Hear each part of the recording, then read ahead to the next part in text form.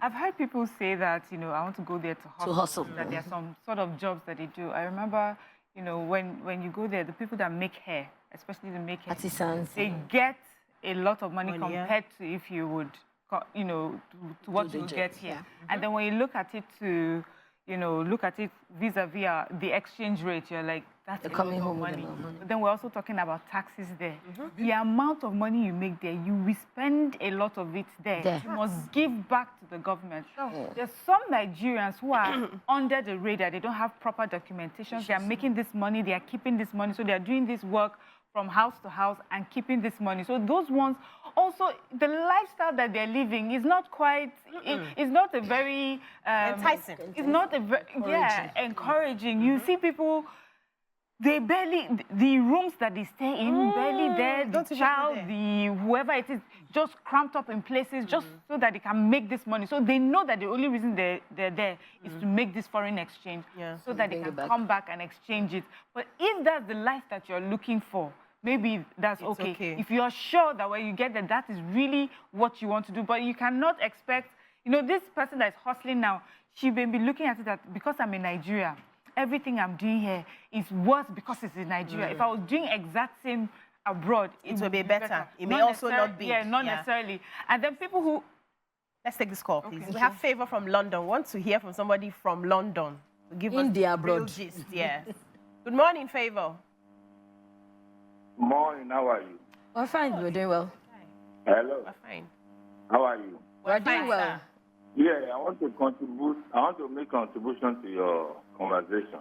Best candidate. Go ahead. Please go ahead. Go ahead, we can hear you. Yes, the conversation is beautiful, but the lady behind it that is all business, you see, there's nothing you cannot do here. You have the freedom to do anything. You can be in your corner of your room and establish your business. Those that relocate to London or anywhere, they have their purpose and they know why they relocated. There's no place you can live that can never make it. So I want us to understand that one. And Nigeria also, if the system works, nobody will leave. It's because the system does not work. And a lot of people want a better life for their family, particularly their children. So living in Nigeria, I think many people know, they think they have second thought of it before they leave. Thank you. Thank you, Favor. So also, I was also looking at the opposite side. There are some times where people move because they believe that it will be better for them. So you hear this especially amongst, people who go to school, who are quite intelligent, and they come out and say, you don't get jobs here in Nigeria, even though you're qualified, even though you're better qualified than another person, but you don't have the connections to get you some of these jobs. But if you are abroad, just on the back of your intelligence, it will take you anywhere. So that's another group of people I feel that they can make, that they are likely to, they are likely to do better when they go there. So you come from a really underprivileged circumstances and you go abroad, your intelligence especially, is able to take you from one place to the other. We see here in Nigeria, people that come from those circumstances, inventing things. Nobody even wants to pay attention to them because they are far in the rural area, or, it would take maybe some kind-hearted person. It's unlikely that, we don't really celebrate those kind of people. Sure. We celebrate people who have money, who have connections, who can blow the money and dollars. If you have that kind of intelligence and you go abroad, there's a likelihood that someone will recognize you. The government is constantly encouraging by way of scholarships, all sorts of funding for people like that to make it. Yeah, so I've seen, I understand where you're coming from, but I also know that we need to work based on the society that we have, right? So I've seen very intelligent people who come out of school, who the government recognizes and picks, but not everybody here, right? Because some of them do not have the rounded skills. They are in an environment where you have to be rounded to be seen. So you may be very intelligent, but you're not articulate. So when you meet them, you don't know how to package yourself. You are very brainy, you don't use deodorant.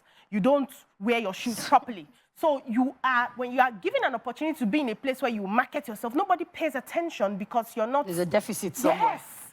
So, but there, they can, anyhow you are. look The over society, yes, the society there is already ripe for anyhow you are, they'll find you. So instead of thinking, oh, I have to be there to be able to make it, can you get some basic skills here too that would help you survive? Because there are people like you too who are geniuses, who people recognize. I'm just saying. So Is there any way we can balance that as well? There's an institute called the National Science and Technology Institute for things like this. They also help patents. But it's a Nigerian thing not to want to support something you don't understand. You will see Nigerians see a child who is probably inventing something that will later materialize, but he will start from scrapping. He will start from picking things. I'll be like, even me now, let me just, because even me now, I'm guilty of it. So my son is always picking things. You see, it's gemstone. When he was much younger, I would encourage him and say, oh, you found a gem, now stone, granite, you know. But now, No, you don't tire. I bet no, they bring the Tikon house to enter, you know. And so we are Nigerians, we are who we are. It is in our nature not to. So people who must invent will persevere and show till they have a product. Yeah. They must persevere, unlike that it is a form of education. So systems are different. Yeah. There was a debate on a news channel, and somebody representing Chinese was saying, okay, that they have respect for the UK as a country and the people, but there's no comparison. That's for somebody to accuse. I think the host had asked him if he was comparing, that the Chinese are constantly comparing themselves to the UK. Said, what's the comparison? What we have we make more cars than everybody in the world. It's a fact. We make more inventions, you know. And he was talking because it's their system. My auntie will travel all the time to China for her trade, and she'll come back and say, these people, they're like way ahead, far ahead. Yeah. They are different, and there's nothing bad about where everybody is. It's just personalities. We're different. So, you know, we're all different in our ways. I think somebody here will have to persevere, and parents here will start to learn to help their kids. So assist, to you support. know the inventors that we celebrate that of you know, different... the inventor of fire. It was more easier for inventors in the Arab world in those days to thrive than in the UK. It's only your parent that will say this Peking gets special skills. You know, it's because time had proven that their system is now wired to support skills wherever they find it, to nurture it. When the person that discovered whatever gravity did, nobody understood what it was. The person that created the wheel, nobody understood what it was doing. And they took time, but now they are very open to it. We are now rushing to grow. Our own was truncated with colonialism and all the whatever that they did to us. They truncated us for several centuries, over 500 centuries. And so we're starting. Give yourself the time.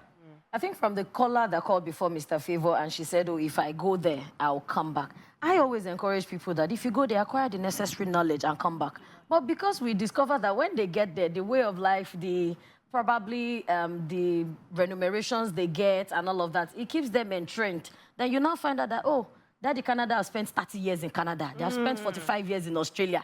There's now where you people die, they want to bring their body to Nigeria. No, don't do that. I think that particularly, especially those ones going to school now, though like the status quo, the formation we have, that even if you have the first class upper and the everything, you still have to come back here and know somebody. But I think that if they go there, acquire the knowledge. We need those knowledge in governance. We need it in social life, social welfare. So you can come back and really come. That's what we're talking about. You really need to know somebody. Let me take this call. We have another caller from London. Good morning, Deji. Good morning, Peter. Good morning. Good morning. From Nima to Mariam and DC out Murayo and then she's resting today. The rest of her. We are great. Thank you. I would like to make my contribution because I've been listening to what the other contributors, and then I would like to chip in a little bit about this interesting topic. Actually, I'm in London and I've witnessed a lot of I can barely hear you. Volume. Okay. I said I want to make contribution regarding this important topic. Okay. Basically, many people don't know exactly what is happening here. There is no any place that can be like home. Home is home. And I think people who comes home, giving people false information are the people that cause for this problem. I don't think it's advisable. The issue of relocating, and some people are trying to blame the government and say that system are not working. Even here, But the citizens are blaming the government. But the problem is that the problem is our people. It's not about the system of government. Because when you bring all Nigerians, take them to UK and bring people in UK, bring the UK to deal with Nigerians. We could barely hear. He was basically talking about the system and governance. So to what I was saying, I'm saying that if the people who travel abroad know that they don't even need anybody, when they come back with those certificates, they will come back. But because after schooling, after stressing your brain to school, then you discover that when you come back, you only still need to know somebody in the system. That's where you find out that, okay, let me spend another 5 years, let me stay another 2 years, another 3 years, calculating, surmounting to 30 years, 40 years in another man's land. Then you now finally dawn on realization that I can't come back to really do anything except to retire. So I wanted to poke into that knowing somebody, which I also believe is a mindset, right? I know that let's take, for instance, the public service. Okay. You may need to know somebody, right? In quotes, may need. Quote, may need to. Why I'm saying may need to is because I do not believe that there's any job that I want and I am skilled at, and I go to the office and submit my CV and get an interview, that I will not get the job. You speak so much because of confidence. That is the mindset. Now, we have a lot of people who have a mindset that no matter my qualification, if I don't know somebody in this industry, I will not get in. So it's more of a mindset problem. And the few people who do not have that mindset problem are able to get those jobs that they desire. Sometimes it takes a long time. Okay. We're always in a hurry to, okay, I finished school now, I should get a job now. Sometimes it may not be now for you. You may just need to add a few more skills. You may just need to get, ready. You may just need to add extra things to help you get the job. But when we have a blanket that in Nigeria, for you to get something good, you must know somebody, it's a mindset that already limits a lot of us, and that's why people are traveling. Let me share a true life story with a friend of mine who is also Damilola. I think he lives in Port Harcourt now.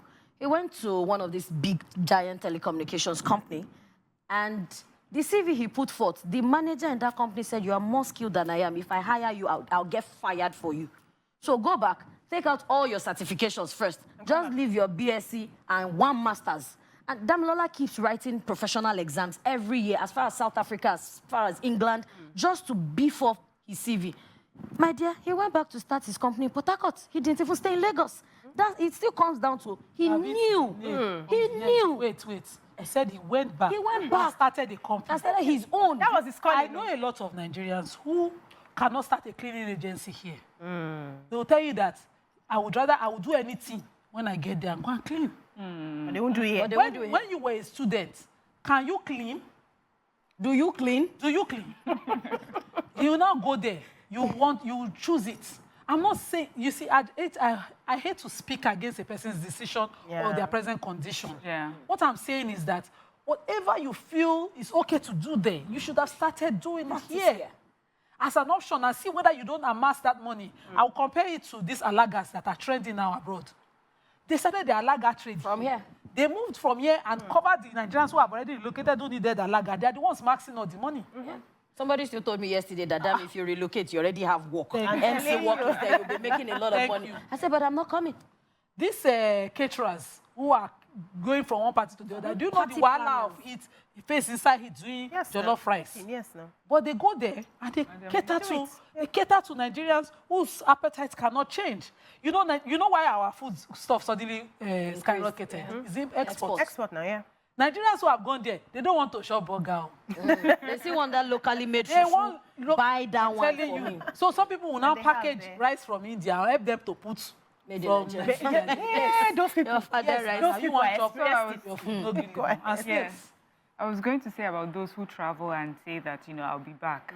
For many of them, after living there for quite a number of years, they come back and can't find where they can fit in. So you left when all of you were struggling to find your feet, this one did not get a job, this one's just trying to, his low-income job, and then you go abroad. Because you're abroad, you're earning foreign exchange, you're not really doing much. It's not as if you're doing a very big job, but you've stayed there long enough, you're building yourself, and you're earning money as you're growing.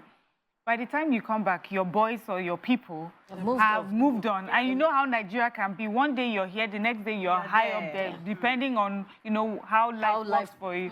And then you come back and you're wondering, where do I fit in? Where do I start? So for a lot of people, for a lot of people, it's like, I have to go back. This is the life I know.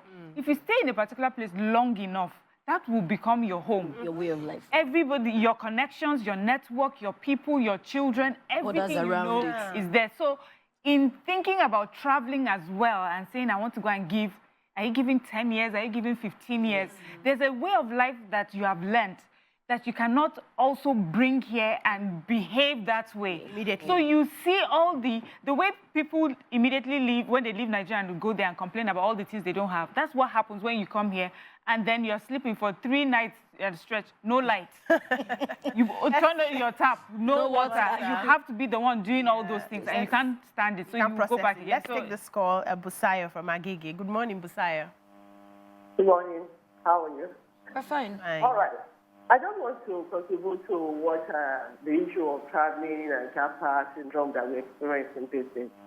To be sincere, I want to say that Nigerians, we are not that type that cannot cope with situations. But when you look at what is happening in Nigeria, it's getting too much. No life. You are spending double money on your diesel, petrol, and you are still paying bills. But life you are not enjoying. There is nothing more frustrating than that. And that's those Nigerians that are going. If you ask them, some of them are even complaining over there. It's not as if some of them have this money on the ground to give, but you can give anything for your comfort. I think that is why most of them are going. There is nothing bad in giving anything for your comfort. It's not about whether Nigeria is good or that place is bad. No, it is about your comfort, where you can go into your house. You know your light is there, your gas is working, you don't have to make noise, generator noise all over the place. Traffic, even when you are driving your nice SUV car on the road, you are not even enjoying it. Your head is shaking, you are at the back, your driver is driving you, you are not even enjoying the ride. I think it's worth giving anything for one's comfort. So I think the Japa syndrome is not necessarily because they want to go and work there, but most people that I know actually go out for their comfort. Thank you so much. Thank you so much. You people have not helped me with this mindset issue. Should we abandon it and just assume that Nigeria, you must know somebody to be able to have the jobs that you want? Let me tell you a funny story about how I got here. When the audition was to happen and I went, I did not know nobody, no background in TV and everything, and I got here. And the first time I appeared on TV, it was said that because I went to school in Lasso, I was very popular in school, I did politics. I must have known some politicians who do this job. So it's an assumption people have out there that if you get somewhere, you know somebody. I never had that mindset. Never. I just always thought, wherever I need to go, I'll go. So I wanted a federal prosecution job. I went for it. I put in all the work. Yeah. And sometimes this thing turn out true because one person can sit down here and cancel an entire process. But we see it happen too in the news from how the Prime Minister is doing there. So my sister had done a federal exam for a federal appointment as well. And she came out tops. Our insider was saying, this girl, she's brilliant like this, so that, she was the talk of the town. And then somebody came and said, it does not reflect federal character, the way the list was merited by some people from a particular region. And so they canceled the entire process. She never received her appointment, nothing. So we have some of our own peculiar issues here that make people just, throw these assumptions, and they turn out sometimes true because they were saying, maybe she should find a politician to talk. But the exams were not conducted because somebody needed to sponsor her. The exams were conducted freely. Just that the list of people who qualified, as was presented to the senator then, who cancelled the entire process, did not reflect, cover its region according to it. And so you put bad belly. So nepotism is not a only a Nigerian problem. Yes, the world is a problem all over the world. Even in America, they talk about it in different sectors, But, some people have also said that if you have worked hard for it, or, you have gotten to a particular point in your life, your relationships and things like that should be able to work for you. But at what cost? So that's the thing with Nigeria. It's like there's no system. There's no system that also allows for those who are you know, who do not have those affiliations to get to some places. It's not just a mindset thing, it's a reality. We have read things here where people have complained, especially there are some jobs in government that people will call, and you will see the names of the people, you see the names of people that get into those jobs. Their names, their surnames, you just know where they are from. Yes. And there are many Nigerians who say, I went to school with these people. Yeah. We went for these interviews. I know how well I did. And we do it so openly and we get away with it. So it is not just a mindset. Okay? It's the truth. But the mindset thing is to say that that does not determine your life. So if you don't get it there, does not mean that you cannot do something else. But that's a training that comes with it. But we have another country where they just have to be, some people will tell you, see, I don't have time for knowing anybody. I've faced my book, I'm doing everything. This is what they say will get me here. And I'm going to do everything that will get me here. In Nigeria, I do everything that's supposed to get me here. When I get here, sorry, they've tossed me off the line because there's someone else that has a name. But if I'm abroad, once I am there and I can prove that my marks and everything, I will get in. Yes, so I like how you also said that nepotism is everywhere, right? And they have their own type of enjoying their own. Yes, I've worked with white people and I know how they go about their own. They have their own seriously. But I want us to dissect it in such a way that from the beginning, when we're just starting out, maybe graduating from school and having the certificate and all of that, you may not necessarily need anybody to get to certain jobs. Absolutely. But as you grow in your career, if you do not have people who can mention your name at the table when you are not there, you have failed as a career professional, because it's not just to know the book that will take you there. Even abroad is the same thing. Sometimes you need sponsorship of, they may not know you personally, but your work has spoken for you in such a way that they can mention your name. So you have the brain, you have the bad attitude, and nobody just, once they see your name, they just push it. And you blame them for nepotism. No. Because at some point, it's not just your skills that get you the job. That's why I'm building from beginning. Because the mindset, the general mindset is that you must know somebody to be able to get certain jobs. It's the sector you are dreaming to enter. Where I'm coming from. Sorry, that's Lima. So I know someone, my uncle, who when he started out, wanted, because we all try to go to the public sector, want to work with federal government. When he finished from our Tripoli, him and his wife, he wanted that. And she, on her own, got employed in a bank because her skill was well needed by the bank. Yeah. But my uncle, everywhere, hits brick wall, everywhere. And so what did he do? He took a very lesser job. He said, I know my worth. He took a job at a factory. And the foreigners, I don't want to call the Asians where they're from particularly, when they saw him and saw how committed he was to work, they wanted to pay him. So he stayed there for about 4 years. And then one day he told the man, he said, this job, I can't maintain my family. My wife practically carries the home. And I don't think I can continue here because I won't be a man. And he said, no, I know your worth. This is what we should be paying you. But the Nigerian that was manager at the time said, don't pay any Nigerian because they will get greedy. And that's brought a relationship that works. So his skill, his hard work ethics had proven him to the foreigner enough to tell him. So the man said, okay, well, I want to pull out myself because this was a partnership. Can you come and manage my own? And so uncle moved to there. He was able to save. Now he owns his own. I did a deed recently for him. I'm a lawyer for him doing all his work. And I know what he's worth. And I remember exactly how he started. Back then, I was one tiny girl from university. Then I'll be looking at it. I wish which day so will make it. But today, what is worth? So his mindset from time is, I know my worth. This doesn't matter. We find me. No matter how long it takes me. That's where I wanted to speak on. Okay, please. We have Kolawole from Palm Grove. Good morning, Kolawole. Good morning. And I think it's a good topic you guys have today.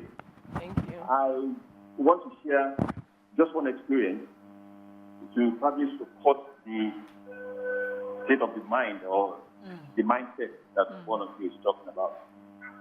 When I left school many years ago, I left the university. I was to get a job somewhere. And I was using an uncle's place to take my meal, you know, as a school leaver, looking for a job and all that. And I got there one day and I saw a letter inviting me for an interview with a corporation, a big one. And I saw that the date of the interview had passed. And the letter was given after. I looked at the envelope, and the envelope was stamped. You know, in the post office, instead of putting stamps when they are dispatching so many letters, they will stamp them. And that's what they call stamping. So I thought that it was after. I just thought within me that I'm going to go to this place, and I'm going to tell them that they didn't want to come for the interview. So I went the following Monday. I was directed to the person in charge, and when I went to him, I said, "Morning, sir. Young man, what do you want?" And this and this is what happened. I was not supposed to go for this interview, sir. So what do you mean? I showed him the letter. The interview, I said, yes, this letter was sent after the interview. How did you know? I showed him the envelope and whatever. So he got off. I don't know where he went because I didn't understand the place. He came back a few minutes after and said, young man, if you didn't get another letter, come on to this for another interview. And what happened? Eventually, I got employed in that place. What am I trying to say? The mindset. Mindset. Thank you. I didn't know nobody there. Thank you. So just to quickly wrap up what I wanted to say, I think it goes back to the family unit of confidence, raising our children with confidence. I think we're on this table, we've been able to establish that we got enough confidence from home to be able to demand what is supposed to be for us. And looking at how we grew up in family settings, is it that your parents are pushing you towards, the government job is the best, the government, they don't also give you a second option that if this door closes, my dear, kick another door and open it for yourself. And at the end of the day, so it boils down to the confidence that if they shut a door at you, there will be several doors that will be shut at your face. Which is the next door that you are going to open for yourself and create a path for yourself? Then other people will start following that path. So like my son will say, I'm the son of a broadcaster. And I'm like, you're not just the son of a broadcaster. You have to be you. I'm not saying don't follow my path, but in anything you want to do, be confident about it. In this Lagos, I've gone to look for a job for somebody. We didn't have an appointment. I think it was FIRS then. I went upstairs, and the PA to the FIRS chairman then, Mr. Fowler, was asking if we had an appointment. I said, no, I just believe there's a parastatal. That's how I work. Yeah, I just believe it's a parastatal. So he said, who needed the job? And I said, my friend. And she was quiet there. He said, how about you? I said, no, I'm comfortable with where I am. I'm giving you that job immediately. Do you get? And he was like, wow, he became my friend afterwards. So I noticed that a lot of people are also complacent. Oh, I'm here. This about that meeting here is okay for me. Oh, they don't want to push. They don't call me, I won't push. If they don't call me, I won't push. So let's begin to understand and encourage our children from cradle to get that confidence. To break open doors. To break open. The doors will not be open. What you passing in? You have to break it. You have to break it. Thank you so much, Damilola. We've learned a lot from this segment. I hope we have actually learned a lot from the segment. We started the conversation from, people, trying to understand the mindset of people who relocate. Yes, and we've said that you must make informed decisions. You must get all the facts. You must understand, if you are willing to sell your mansion here and go and squat in one bedroom. And the rooms in the UK are really very tiny. Very, very small. This one, we say they are partitioning house. Depending on the area. Let's take this. Let's take a few says, my dear sister, why do the people complaining refuse going back to the country? That's Nigeria. Coming back. What exactly do we want? Yeah, there is freedom, but you must obey the rule here. But in Nigeria, we break laws. There is no man or godfather to get even job to put your child in school. Chigozie says, traveling abroad to start from scratch is a mindset thing. Most of them will travel to do the type of work they would never do here. It's a better environment in the West, but honestly, if people put in the hustle they offer abroad, chances are that they will make it big here. Do we have more? I have some here. Aloud also said, please note that there are remote jobs abroad. In the UK, you plan. In Nigeria, you don't plan, you pray. In Nigeria, there's no job fair. So graduates suffer from getting a job that leads to depression, and that leads to depression. In Nigeria, laws don't work, and in Nigeria, where street light is 184 million per unit. Then he says, Akasha is seriously clean here. 20,000 a month is comparable to clean there at $9 an hour. I don't buy Japa craze, but compare apples and apples. You ladies aren't even saying that difference between here and there is working. Money there, whereas working can nothing here is equal to. We're not saying we're not saying the money. If you make the money there and you spend it there, now the same issue. I go there and I do shopping there and I calculate what I buy there, what I buy here. We have to go, 1,000 naira food. Yeah. Comparable. Yes, you can't get a dollar food there. You can't get it there at all. Thank you so much, ladies, for your contributions. That's all we can take on the show today. Your View Pigeon starts tomorrow. Don't miss it and have a lovely weekend. Bye-bye now.